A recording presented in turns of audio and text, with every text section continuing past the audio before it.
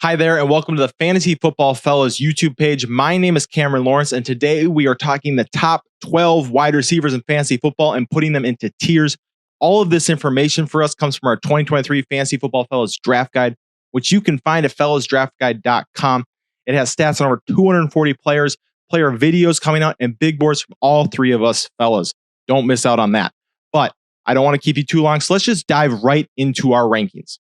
All right, we're not going to spend too much time on number one because it's Justin Jefferson. He was the wide receiver one last year. He is our wide receiver one this year for all three of us fellas. There's just not much more to say than he is amazing.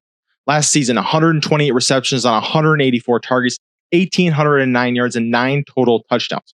If you watch football, it is a no-brainer that this guy should be this high. He is always open. He gets the ball a ton. And when he has the ball, he does amazing things.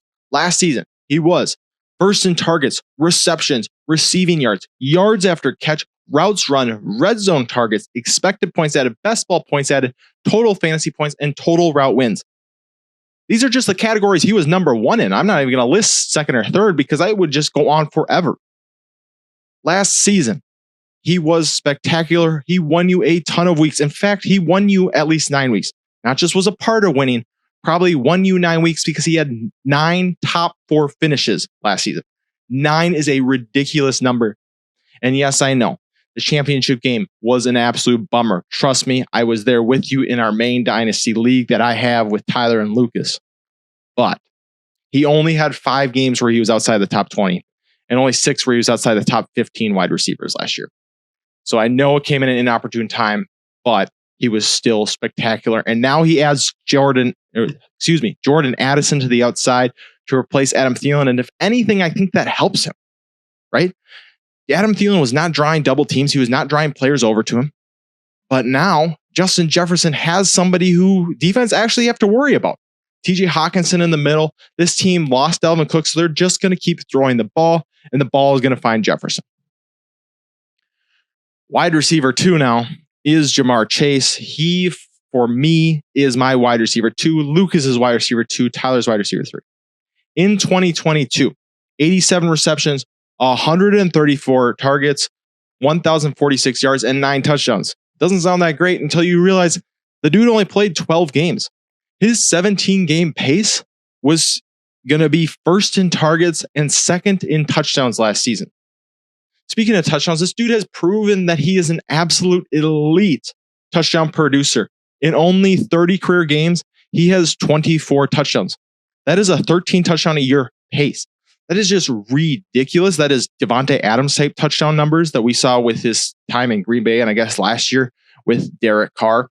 But the biggest difference we saw for Chase last year is that his yards per catch went from 18 down to 12. But like I said earlier, the targets skyrocketed. This gave Chase a much, much better floor. And I don't think that can be understated, or I don't think we can overstate that enough. Understate that. I don't even know what word I need to say there. But he only had 4 games in 2021 with less than 10 points. 2022, 0 of those games. In 2021, he had 5 games where he scored more than 25 points. 2022, he had the same amount and he missed 5 games on top of it.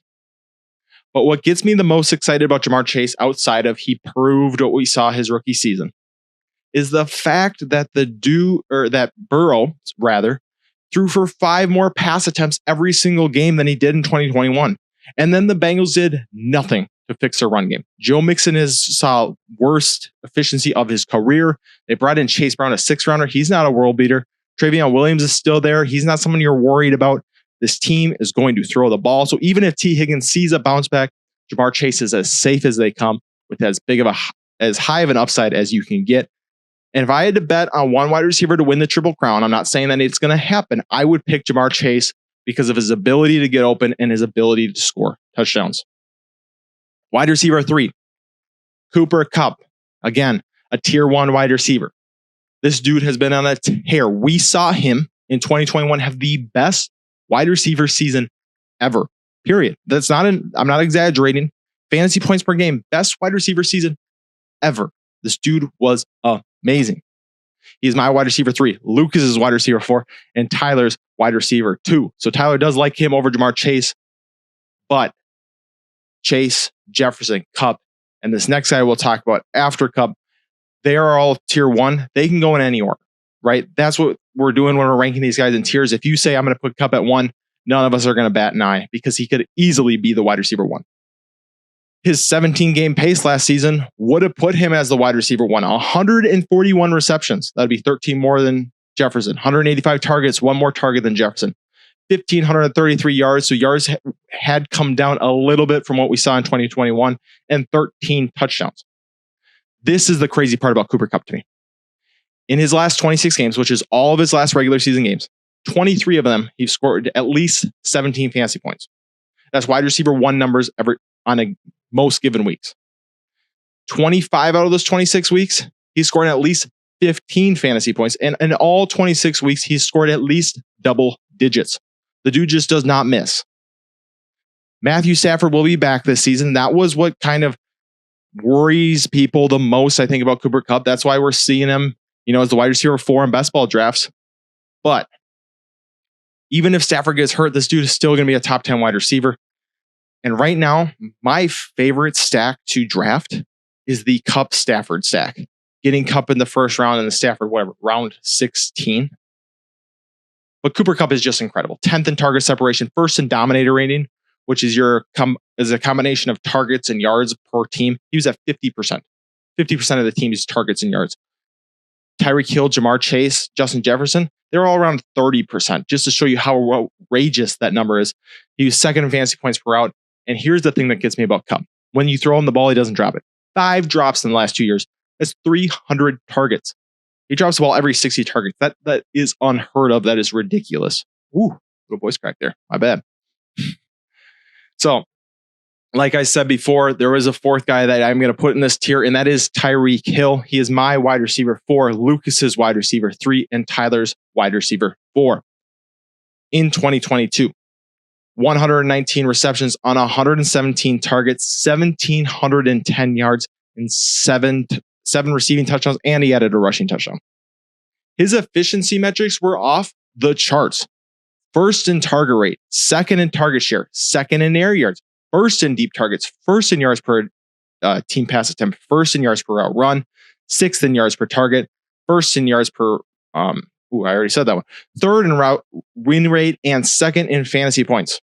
If this was anyone else, I would say we should be worried about regression, but Tyreek Hill consistently has hit these efficiency marks over his entire career. And we add that with the fact he's in this Mike McDaniel system, which is all about efficiency. And then you add another layer on top of it of how Tua missed 4 games and he had Skylar Thompson as a quarterback for a while. I'm not worried about Tyreek Hill regressing. And the biggest thing for me out of all of this, right? We knew about the efficiency rankings. We knew that he's a great wide receiver. But the biggest thing for me is he saw 50 more targets than Jalen Waddle last year. 50. That is a insane amount. That's about 3 per game. He is easily the wide receiver 1 in this offense. And I'll admit it, when we first started rankings, I had him down to my wide receiver 6, and I just realized how silly it is. This dude is too talented and too good of an offense right now. I have to keep him up this high. I have to keep him in my tier 1 wide receivers. Alrighty, and kicking off tier 2 is Stefon Diggs. He is my wide receiver 6. Ty's wide receiver 6, and Lucas in the middle has him at wide receiver 5. In 2022, 110 receptions on 156 targets, 1,500 yards, 11 touchdowns, and he was the wide receiver 4. Stefon Diggs has been the picture of consistency, high-end consistency in Buffalo. Wide receiver 3 year 1, wide receiver 7, and then wide receiver 4 this last year. He has seen at least 155 plus targets every season, at least 100 receptions, at least 1,200 yards, and at least 8 touchdowns. You know you're getting elite production from Stefon Diggs. He does start off tier 2 for me, though, because I do think that Josh Allen, as great as he is, does limit the upside because of his elite rushing ability, both yardage and touchdown-wise, and keeps Stefon Diggs from having a clear path to being the wide receiver 1 overall.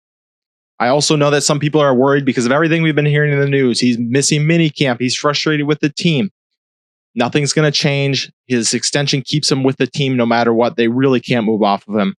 And the best part of it all is even if he is upset, the only thing that's going to happen is he'll see more targets and be even better. On the field, his stats line up with everything we've seen from him. 5th in targets, 4th in red zone targets, 6th in air yards, 3rd in yards per route run, 8th in dominator rating, and 3rd in QBR per target.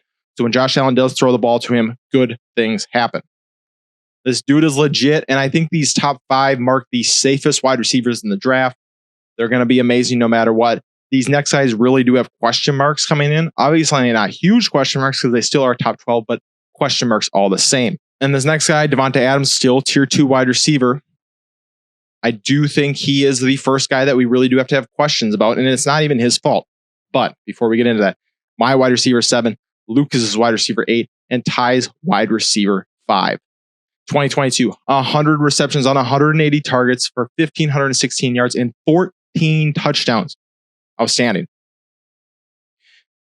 He was 73rd in catchable target rate and had a 55.6% catch rate, which was lowest out of all players with over 100 targets. That is ridiculous, but he was still the wide receiver 3. Now, I know he saw a downgrade last year from Aaron Rodgers to Derek Carr, and we're seeing another one again this year from Derek Carr to Jimmy G. But the biggest worry for Davante Adams is the fact that Jimmy G did fail his physical back before he signed with the team. He could be cut.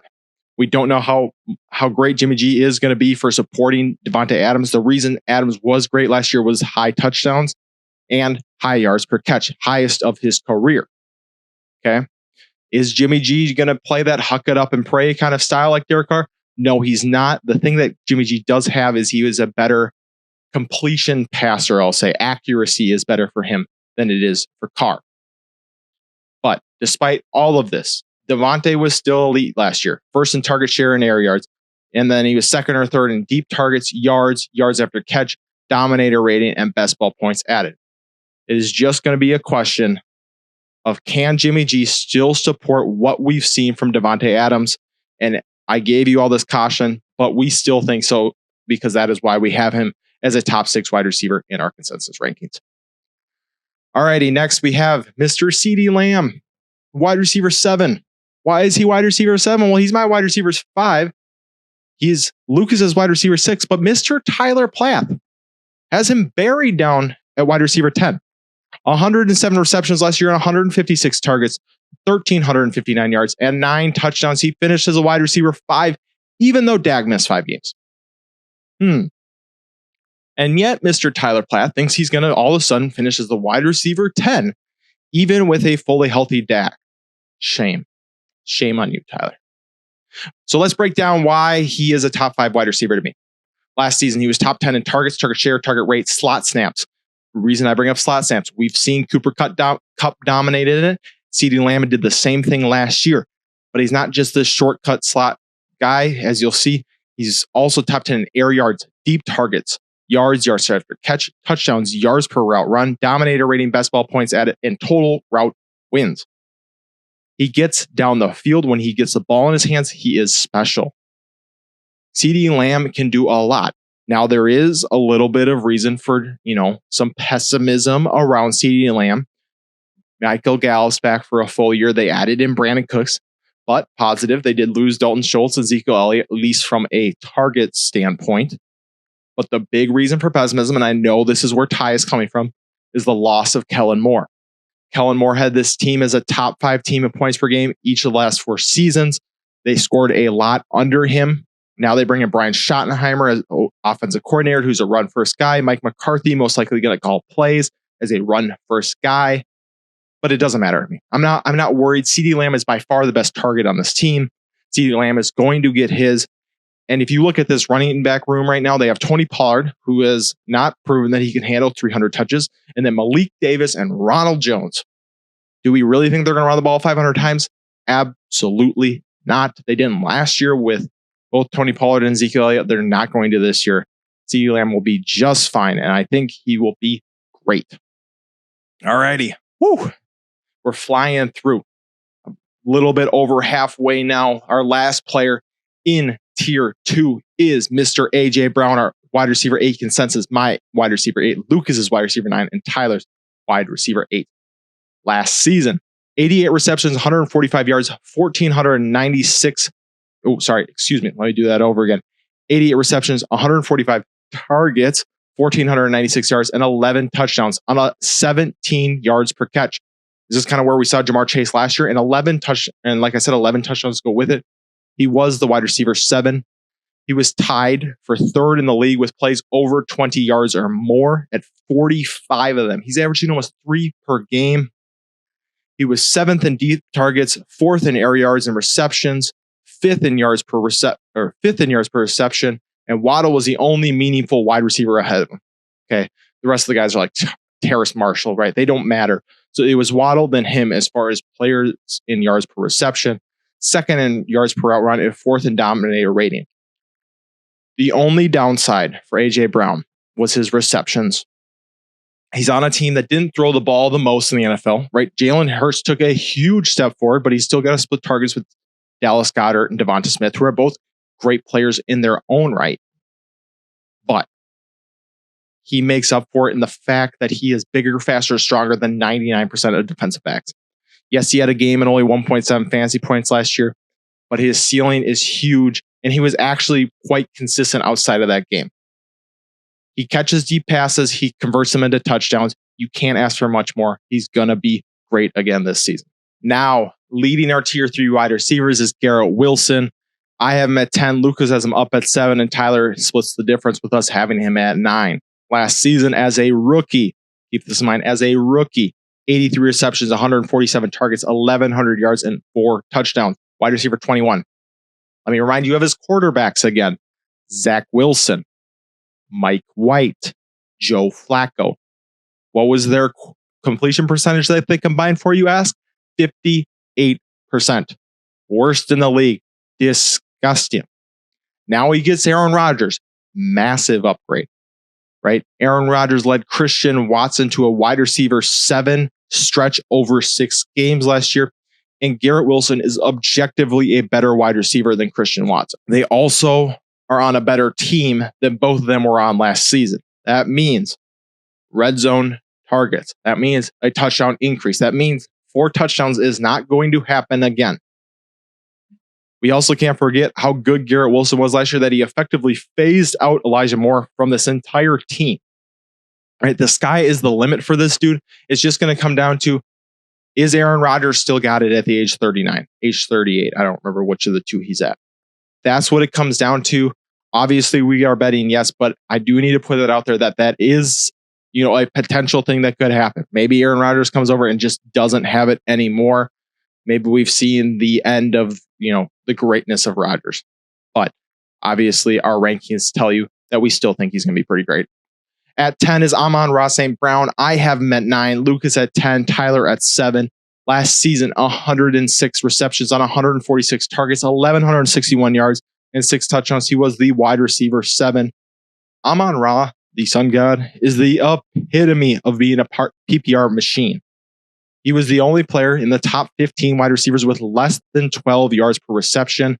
And he is the only player in the top 10 with less than 30, 20 plus plays last season. He only had 15.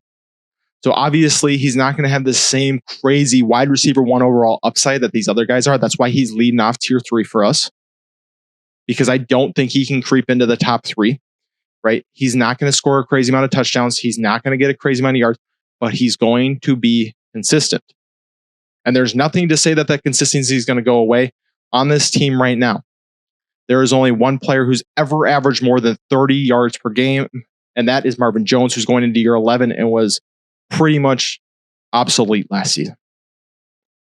This is his team. Even if Gibbs splits out wide, even if Jameson Williams comes back week 6 and is amazing, Amon-Ra is going to get his targets. I would be shocked if we don't see an uptick in targets again this season. He's just not going to get these huge plays that we're seeing from guys like AJ Brown, that Garrett Wilson has the potential for, that we're seeing from Jamar Chase's.